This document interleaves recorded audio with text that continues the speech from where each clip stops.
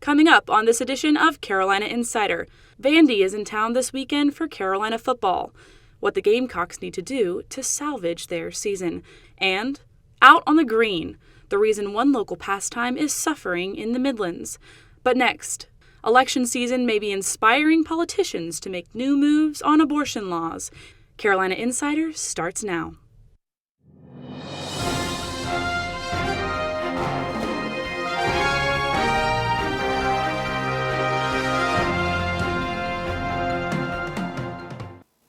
Hello, and welcome to this edition of Carolina Insider. I'm Mercy Myers. Our top story today, a high-speed rail line could be barreling through the state of South Carolina in the future. Plans were announced this week to connect two major cities in the southeast, taking people from Charlotte to Atlanta in as little as 2 hours. Transportation planners have 3 different routes that may cost anywhere from $2 to $15 billion. All would come through the Palmetto State, including Greenville and possibly Anderson. If you'd like to see the options, Georgia's Department of Transportation is taking public input on its website. And conflicting views on the future of South Carolina's proposed abortion laws will once again take center stage at the State House next week.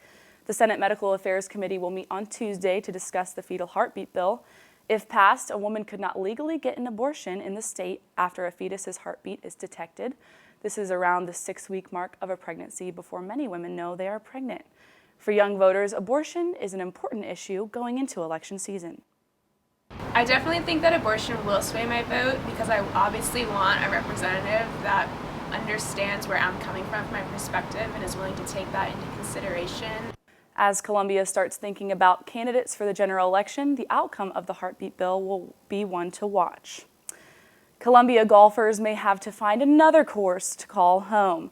Carolina Insider's Jacob Sloan explains why some local golf courses are struggling to stay in business. 747. Good shot, Leon. Great golf, great views, and a great time. The folks who play here at Blythewood Country Club are excited to see all the changes they've made to the course in recent weeks. We've put in all new greens. We're focused on the future here. The problem is, it costs a lot of money and takes a lot of members to keep a course like this up. According to the club's general manager, 1,700 homes are in the surrounding neighborhoods, but only 8% of residents are members. A lot of courses are closing, and we debated whether or not we would close and maybe do the development thing on the golf course property. In fact, that development thing just happened here at the Golf Club of South Carolina, which is also in Blythewood. The Richland County Council recently approved the rezoning of this land for family housing. Without a doubt, high-end housing is in high demand in Northeast Columbia. Here at Long Creek Plantation, foundations for new homes are being laid surrounding the course.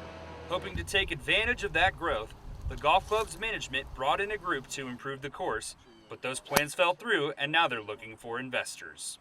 This Pete Dye designed course is really a kind of a Picasso. I mean, it's a very special design. And the thought of taking a great painting like that and throwing it away or destroying it or whatever was hard to stand. Fred Lehman is a regular here and hopes his favorite course doesn't fall victim to the same problem as the Golf Club of South Carolina. You know, we have nothing to do with the housing market. You know, we have plenty of acreage to build houses on. We're a golf course. A golf course that players here hope will stay up to par. I give him the shooter McGavin take it without looking. Oh, come on! For Carolina Insider, I'm Jacob Sloan. Gamecock football has suffered 2 painful losses in the last few weeks, but South Carolina has a familiar message to keep moving forward as they take on Vandy this weekend. Here with today's Garnet Report is Will Rio. Will? Thanks, Mercy. Coach Muschamp and company look to right the ship in this weekend's matchup against the Commodores. After falling 41-21 to Tennessee last weekend, South Carolina needs to find a way to avoid their 3rd loss in a row. The keys to this weekend's game will be in the rushing game. The Gamecocks posted only 78 yards on the ground last week against the Vols after averaging nearly 182 per game this season. Running back Rico Dottle's knee injury is part of the reason South Carolina had some struggles in the ground game. Muschamp says he will miss this week's game as well. He also says the defense needs to step up their efforts in the coverage after giving up 351 passing yards. USC has a record of 3-5 and is 5th in the SEC East Division, while Vandy is just 2-5 and checks in at last place. The game will kick off at 7:30 on the SEC Network, and ESPN gives USC an 88% chance to win this game. Back to you in the studio. Thanks, Will. That's it for this edition of Carolina Insider, a student production here in the Kennedy Greenhouse Studio in the School of Journalism and Mass Communications.